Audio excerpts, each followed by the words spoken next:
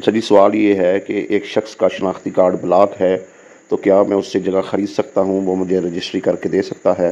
محترم بھائی، بات یہ ہے کہ اگر کسی کا شناختی کارڈ بلاک ہوتا ہے تو اس کی کوئی وجہ ہوتی ہے، یا تو اس پر کوئی ایف آئی آر وغیرہ ہے، یا عدالت سے کوئی فیصلہ جو ہے وہ اس کے خلاف آیا ہے، یا ایف آئی اے اس کے پیچھے لگی ہے، یا اس نے بینک سے کوئی قرضہ وغیرہ لیا ہے جو وہ ادا نہیں کر پا رہا۔ کوئی نہ کوئی وجہ ہوتی ہے، اس لیے شناختی کارڈ جو ہے وہ بلاک کر دیا جاتا ہے۔ اور جس بندے کا شناختی کارڈ بلاک کر دیا جائے وہ نہ تو اپنے نام پہ سم نکلوا سکتا ہے، نہ پاسپورٹ بنا سکتا ہے، نہ بیرون ملک سفر کر سکتا ہے، نہ ہی اس کی فیملی کے شناختی کارڈ بنتے ہیں۔ اب ایسا بندہ جب کمپیوٹرائز فرد لینے جائے گا تو اس کے نام کی جو ہے وہ فرد ہی نہیں ملے گی، اس کا جو ہے وہ شناختی کارڈ جو ہے وہ بلاک ہوگا، اس لیے اس کی فرد ہی جاری نہیں ہوگی۔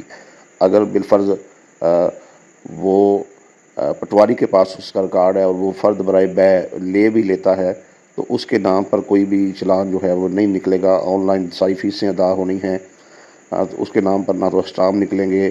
نہ ہی جو ہے ایف بی آر کا ٹیکس ادا ہوگا، نہ ہی ٹاؤن کمیٹی کی فیس ادا ہوگی، اور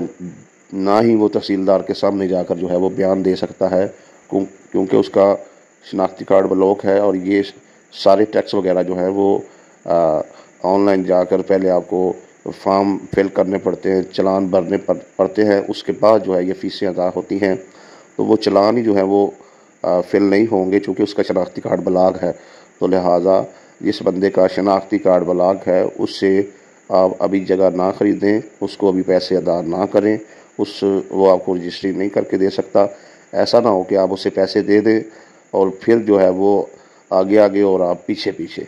تو لہٰذا نہ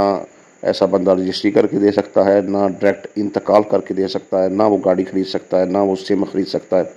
مطلب کوئی چیز بھی ان میں سے اپنے نام نہ کروا سکتا ہے، نہ کسی کو اپنی چیز جو ہے وہ بیچ سکتا ہے شناختی کارڈ کے اوپر۔ تو میرا آپ کو مشورہ ہے کہ آپ ہرگز جو ہے اس کو پیسے نہ دیجیے گا، وہ آپ کو رجسٹری نہیں کر کے دے سکتا، نہ ہی رجسٹری جو ہے وہ ہو سکتی ہے، نہ ہی ڈائریکٹ انتقال ہو سکتا ہے۔